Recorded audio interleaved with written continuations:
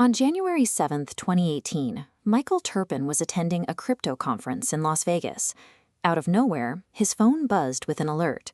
Turpin hadn't requested a password reset. Over the next 90 minutes, he watched helplessly as a 15-year-old hacker systematically drained $24 million from his cryptocurrency wallets. A phone call replaced the code.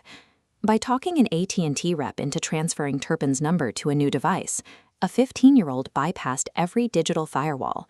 It's an attack known as a SIM swap. With control over two-factor authentication texts, the hacker walked right through the front door. We assume our bank accounts, our telecommunications, and our national infrastructure operate safely behind heavy, impenetrable walls of code. The defining crimes of our era target human friction points, where security is sacrificed for a little more convenience. Take the expansion of national infrastructure. In early 2019, Denmark's largest telecom firm, TDC Group, was reviewing a $200 million bid to build out the country's 5G network. The company had whittled the choices down to two competitors, Sweden's Ericsson and China's Huawei. But right before the final decision, Huawei submitted a sudden emergency revision to its bid, slightly undercutting Ericsson's closely guarded pricing. Suspecting a massive internal leak, the Danish executives launched a security sweep. They found hidden microphones in their boardroom.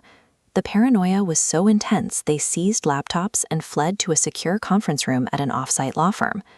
Working past midnight to find the mole, a security guard noticed something hovering outside their 15th floor window. It was a brightly lit drone, aiming a camera directly into their war room.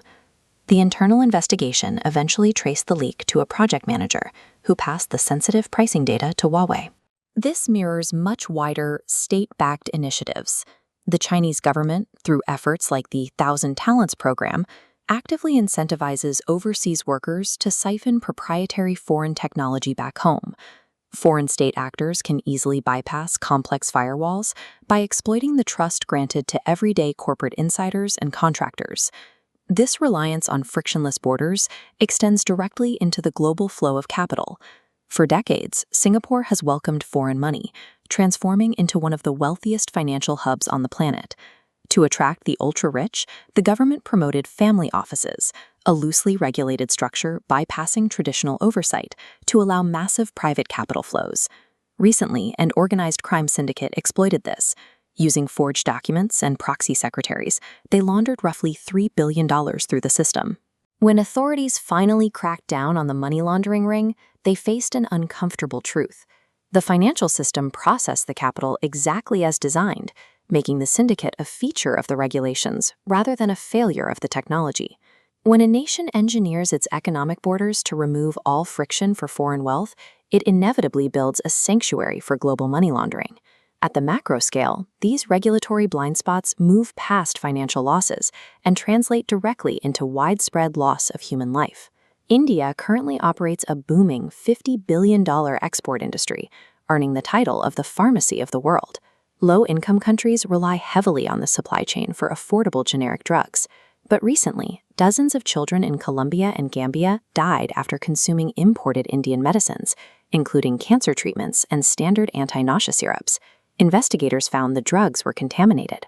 Somewhere in the manufacturing process, chemical brokers had substituted safe pharmaceutical ingredients with cheap, highly toxic industrial solvents normally used in brake fluid. This happened because state-level regulators in India are severely underfunded and understaffed. Tasked with overseeing thousands of factories, their mandate often prioritizes protecting lucrative local manufacturing over enforcing rigorous international safety checks.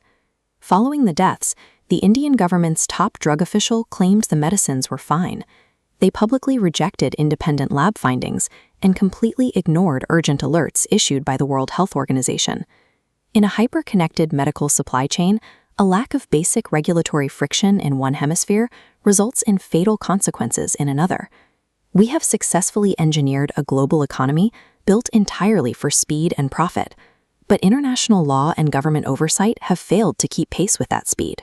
We are left with massive vulnerabilities guarded by easily manipulated gatekeepers, a hurried AT&T representative, a local corporate secretary, or a regional FDA inspector.